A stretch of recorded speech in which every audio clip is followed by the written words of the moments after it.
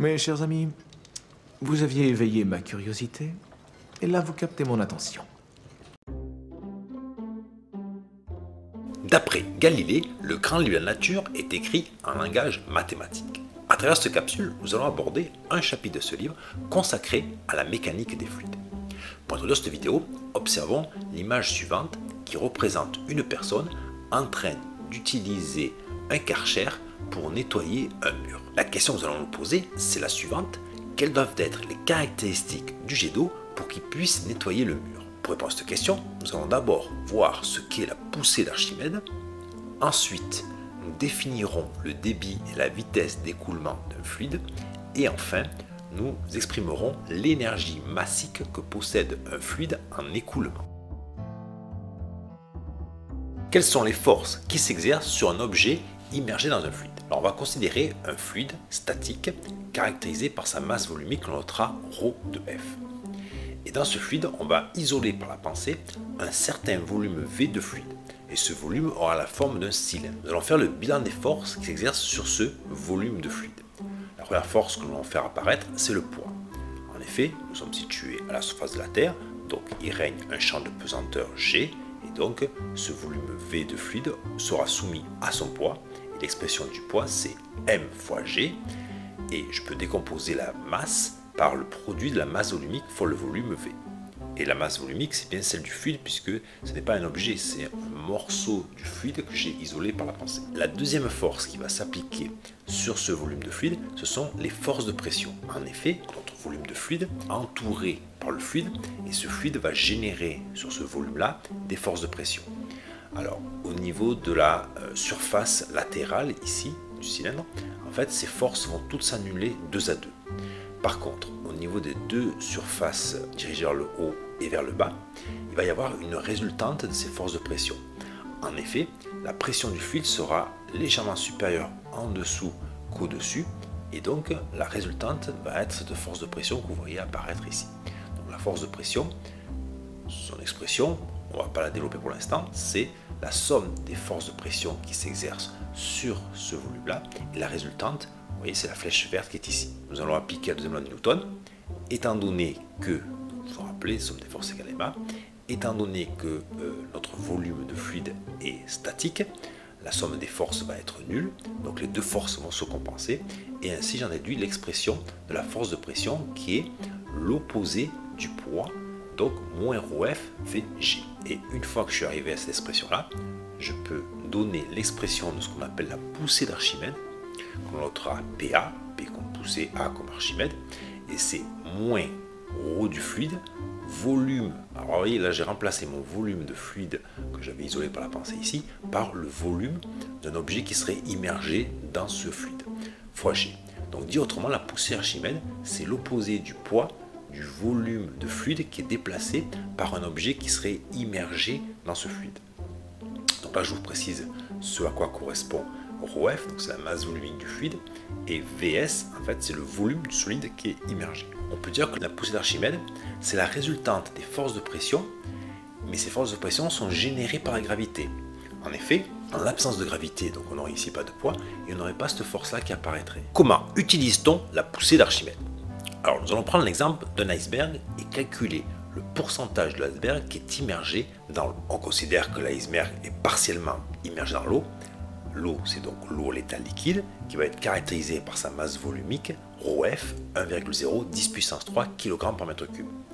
L'iceberg, lui, c'est de l'eau solide et sa masse volumique, on la notera ρs, et elle est égale à 910 kg par mètre cube. Nous allons faire le bilan des forces qui s'exercent sur cet iceberg. La première force, donc, c'est son poids. Donc, je vais donner son expression. Donc, c'est M fois G, et je peux décomposer la masse de l'iceberg en disant que c'est la masse volumique de l'iceberg, donc de l'eau solide, fois le volume total de l'iceberg, fois G, la norme du champ de pesanteur. La deuxième force que l'on va donc prendre en compte, c'est la poussée d'Archimède. Cette fois-ci, c'est une force verticale ascendante, et donc son expression, c'est moins ρf Vg. ρf, c'est la masse volumique du fluide, donc ici l'eau liquide. V, c'est le volume uniquement de l'iceberg qui est immergé. Et G, donc la norme du champ de pesanteur. Et donc, puisque l'iceberg est en équilibre, on peut dire que les deux normes doivent être identiques, donc la norme du poids et la norme de la poussée d'Archimède. Donc j'écris ceci, Donc là, vous voyez, les deux G vont pouvoir s'éliminer. Et je vais pouvoir exprimer le volume de l'iceberg immergé divisé par le volume de l'iceberg. Ça me donnera le pourcentage de l'iceberg qui est donc immergé. Donc, je fais ceci. Donc V sur le volume de l'iceberg, en fait, c'est égal à ρ du solide, donc l'iceberg, que divise ρ du fluide. Et je remplace par les valeurs numériques. Je trouve 910 que divise 1000, donc 0,91. Dit autrement, 91% de l'iceberg est immergé. Dans quelles conditions un fluide est-il considéré un écoulement incompressible? Alors, dans un premier temps, on ne va pas parler d'écoulement, mais de fluide compressible et incompressible. Alors voici la définition. On dit qu'un fluide est incompressible lorsque soumis à une force, son volume reste constant. Alors pour illustrer cette définition, vous imaginez l'expérience suivante. Je prends une seringue, je la remplis d'air, donc je bouche ici l'orifice, et je vais appuyer avec une force sur le piston ici. Donc, si on a mis de l'air, normalement le volume va diminuer, donc il n'est pas constant. Donc l'air c'est un gaz et on dit que c'est un fluide compressible. Par contre maintenant, si je remplace l'air par de l'eau, que je réalise la même expérience, là le volume d'eau ne va pas varier. Donc on dit que l'eau c'est un liquide et lui il est incompressible. Par la suite, vous allez voir, on va plutôt raisonner sur la masse volumique et non pas sur le volume. Je vais dire que ce système est incompressible si sa masse volumique est constante, parce que ça implique que son volume sera aussi constant. Donc maintenant qu'on a vu la distinction entre un fluide compressible et incompressible, maintenant on va parler d'écoulement. La définition est la suivante. On considère qu'un fluide a un écoulement incompressible lorsque sa masse volumique ne varie pas lors de son écoulement. Et dans quelle situation est-ce qu'on va retrouver cet écoulement incompressible?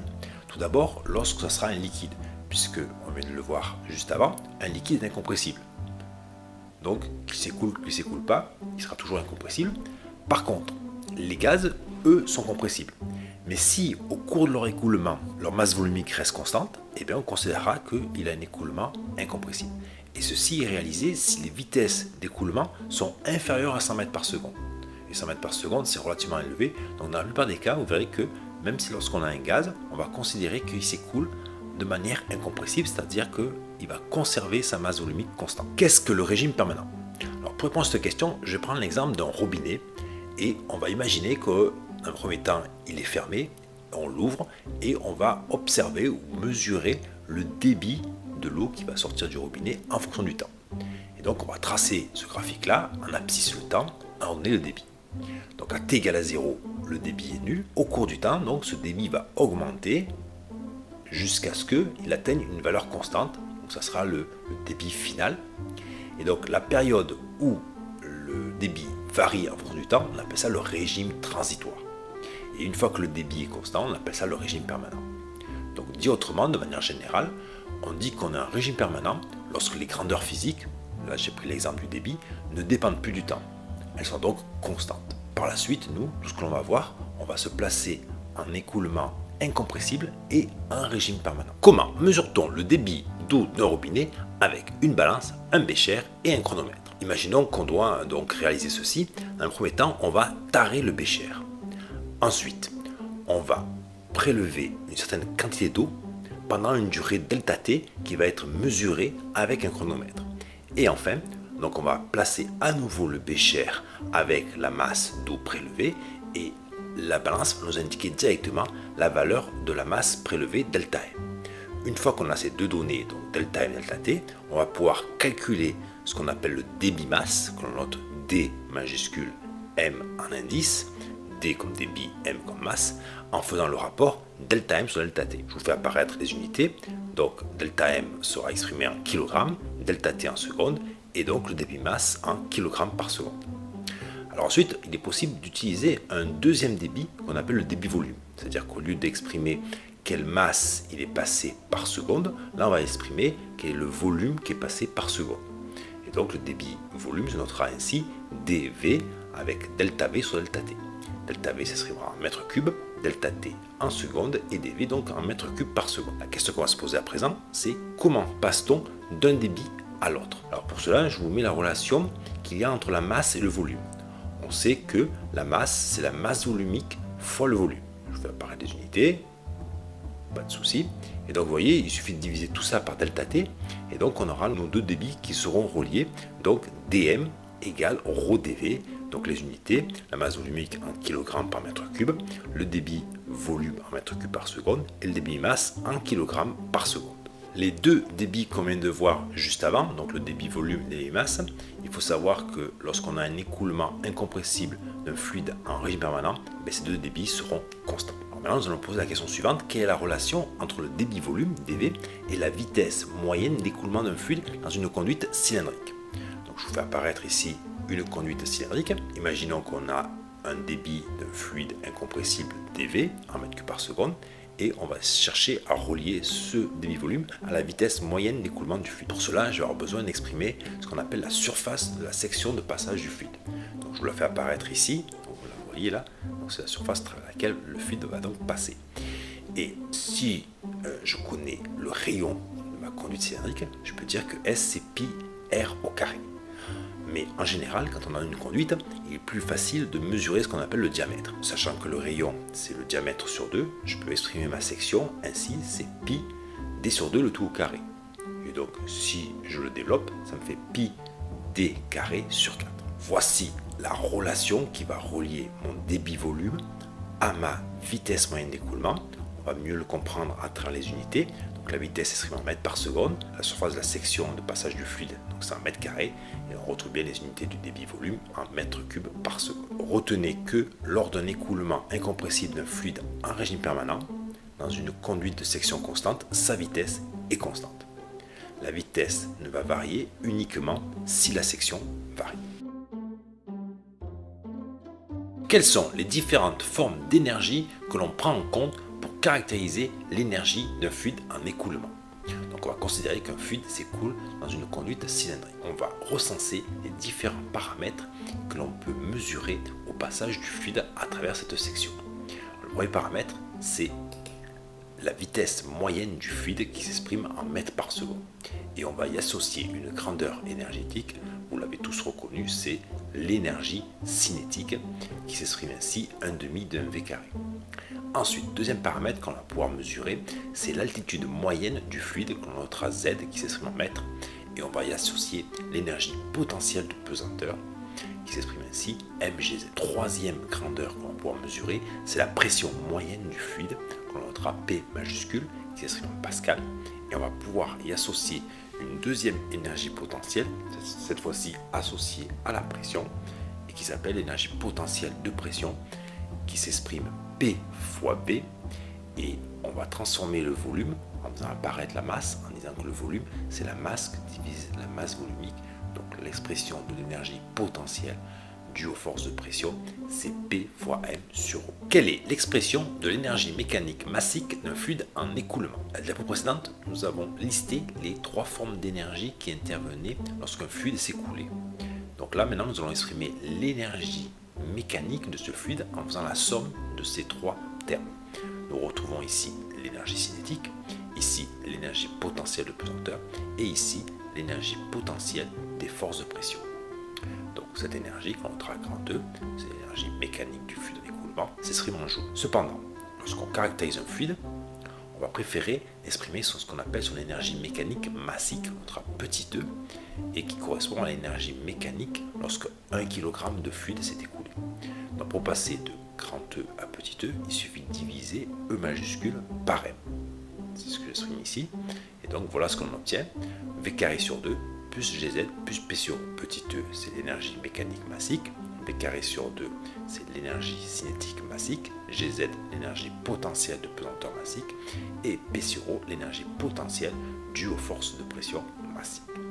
Donc là, nous sommes bien en joules par kilogramme, c'est l'énergie massique. Et ensuite, ce que l'on peut dire, c'est que lorsque un fluide s'écoule de manière incompressible, en régime permanent, et lorsqu'on considère que ce fluide est parfait, c'est-à-dire qu'il va s'écouler sans frottement, dit autrement pour le fluide, on parle aussi de sans viscosité, et bien son énergie mécanique massique va être conservée. Comment s'applique la conservation de l'énergie mécanique massique lors de l'écoulement d'un fluide? Alors on va prendre trois situations. La première, c'est où la vitesse est constante. Alors voici l'installation. Donc nous allons avoir 3 points A, B et C, et on va repérer les 3 grandeurs qui les caractérisent. Donc les grandeurs sont les suivantes, la vitesse, la pression et l'altitude. Je vais apparaître pour les 3 points. Premier principe de conservation, c'est la conservation du débit-volume. Débit-volume, vous vous rappelez, on peut l'exprimer en disant que c'est le produit de la vitesse fois la section.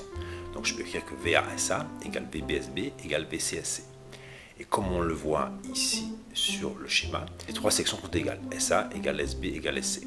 Donc conséquence, si l'on veut conserver le débit-volume, ça impose que les vitesses aussi seront constantes. Lorsque je veux une vitesse constante, il suffit de conserver la section de la conduite. Ensuite, je vais appliquer un deuxième principe de conservation, c'est la conservation de l'énergie mécanique massique. Donc je vais écrire que cette énergie est la même ici, ici et ici. Voilà ce qu'on écrit avec les 3 termes, l'énergie cinétique, l'énergie potentielle de pesanteur et l'énergie potentielle liée aux forces de pression. On vient de voir que les vitesses sont identiques, donc les 3 termes d'énergie cinétique, je peux les barrer. Et ensuite, je vais comparer les 2 termes qui restent. Dans ma situation là, je vois que le point C est le point le plus haut, puis après il y a le point A, puis après il y a le point B. Et donc pour conserver ces 2 égalités-là, il faudra forcément que le terme d'énergie potentielle de pression compense le terme d'énergie potentielle de pesanteur. Si ZC est le plus grand, ça implique donc que ce sera au point C qui aura la pression la plus petite et par contre au point B la pression la plus haute. Ici on aura une petite pression qui augmente et qui sera encore plus grande au point le plus bas. Donc dit autrement, dans cette situation-là, on a donc un transfert d'énergie entre les énergies potentielles de pesanteur et l'énergie potentielle due aux forces de pression. Deuxième situation, le cas où Z est constante. Je vous fais apparaître ici la conduite. On voit bien que les 3 points sont à la même altitude, mais par contre leur section va être différente. Le point A, donc avec ses 2 grandeurs PA et VA, le point B, PBVB et le point C, PCVC. Donc on applique le premier principe de conservation, la conservation du débit-volume. Donc j'écris que VASA égale VSB égale VCSC. Et donc on voit très bien que la section B est la plus grande, ensuite nous avons la section A, puis la section C, et donc pour conserver le débit-volume, ça implique que la vitesse sera la plus grande en C, puis en A, puis en B. Donc, je vais apparaître ici des flèches rouges pour indiquer la vitesse, et plus la flèche est longue, plus la vitesse est grande. Deuxième principe de conservation, la conservation de l'énergie mécanique massique. J'écris les 3 énergies mécaniques massiques correspondant à chaque point, A, B et C. C'est le terme d'énergie potentielle que l'on va barrer, puisque ZA égale ZB égale ZC. Lorsque la vitesse est grande, forcément la pression va être plus faible. Donc c'est en VC qu'on aura la plus petite pression. Ensuite, il y aura le point A, puis le point B. Pour résumer, on peut dire qu'il y a un transfert d'énergie entre l'énergie cinétique et l'énergie potentielle de pression. Et plus la vitesse est grande, plus la pression sera faible pour conserver l'énergie mécanique massique. Troisième situation, le cas où la pression est constante. Pour illustrer cette situation, on va prendre l'exemple d'un jet d'eau. Ce qu'il faut savoir, c'est que à partir du moment où le jet d'eau sort de la conduite, l'eau est à la pression atmosphérique. Ainsi, si je fais apparaître 3 points, les points A, B et C, le A c'est juste à la sortie du jet d'eau, le C c'est au sommet du jet d'eau, ce que je peux dire c'est que ces 3 pressions sont à la même pression et c'est la pression atmosphérique, dit autrement la pression de l'air ambiant. Ensuite, je vais pouvoir appliquer le principe de conservation de l'énergie mécanique massique. Donc voilà ce que je peux écrire. Étant donné que PA égale PB égale PC, je peux barrer les 3 termes d'énergie potentielle due aux forces de pression. Et donc je vais pouvoir commenter les 2 autres termes qui restent en faisant apparaître ici l'altitude des 3 points. Donc on voit bien que c'est le point C qui est le plus haut. Et en ce point le plus haut, la vitesse sera nulle, ce qu'on appelle le sommet de la trajectoire. Et donc forcément, au fur et à mesure que le fluide monte, son altitude augmente et sa vitesse chute. Donc ce que l'on peut dire, c'est qu'on a un transfert d'énergie entre l'énergie cinétique et l'énergie potentielle de pesanteur. En fait, on retrouve la même situation lorsque l'on jette verticalement un objet. On lui donne initialement une vitesse. Cette énergie cinétique due à la vitesse va diminuer au fur et à mesure que l'objet s'élève. Au sommet de la trajectoire, la vitesse de l'objet est nulle. Et au cours de sa montée, c'est son énergie potentielle qui a augmenté. Il y a donc bien un transfert entre l'énergie cinétique et l'énergie potentielle de pesanteur. Pour conclure, revenons à la question qu'on s'était posée lors de l'introduction et qui était la suivante. Quelles sont les caractéristiques du jet d'eau issu d'un nettoyeur à haute pression permettant de nettoyer un mur? Alors, tout d'abord, on va faire une petite hypothèse simplificatrice. On va considérer que l'altitude ne varie pas. Donc, on n'aura affaire qu'à deux formes d'énergie mécanique, l'énergie cinétique et l'énergie potentielle due aux forces de pression. Alors, commençons par analyser ce qui se passe quand l'eau est dans le réservoir du Karcher. Par définition, l'eau est immobile, donc sa vitesse est nulle, donc son énergie cinétique sera nulle. Par contre, l'eau est sous pression, environ 100 bars, donc on peut dire que l'énergie mécanique est sous forme d'énergie potentielle due aux forces de pression. Lorsque l'eau sort de la buse, à cet endroit-là, l'eau va se mettre à la pression de l'air qui l'entoure, donc la pression atmosphérique, donc elle va chuter. Et donc, pour compenser cette chute de pression, de chute d'énergie potentielle due aux forces de pression, l'énergie cinétique va augmenter et donc la vitesse va être très grande. Donc l'eau sort avec une très grande vitesse. Donc là, on a un transfert de l'énergie potentielle due aux forces de pression qui va se transformer en énergie cinétique. Ensuite, le jet d'eau va venir percuter le mur. Au moment où il percute le mur, la vitesse devient nulle. Il y a un obstacle, la vitesse chute. Donc il y a une perte d'énergie cinétique qui va se transformer en énergie potentielle de pression. Donc la pression là va être grande, environ on va retrouver quasiment les 100 bars de pression qu'on avait dans le réservoir du Karcher. Et c'est grâce à cette grande pression qu'on va pouvoir nettoyer le mur de ces impuretés. Donc là on a un transfert de l'énergie cinétique en énergie potentielle de pression. Je vous remercie pour votre écoute et je vous souhaite bon vent les scientifiques. Une dernière chose, docteur. Quoi encore? Il est de coutume ici dans le Sud, lorsqu'on vient de conclure un accord, que les deux parties se serrent la main.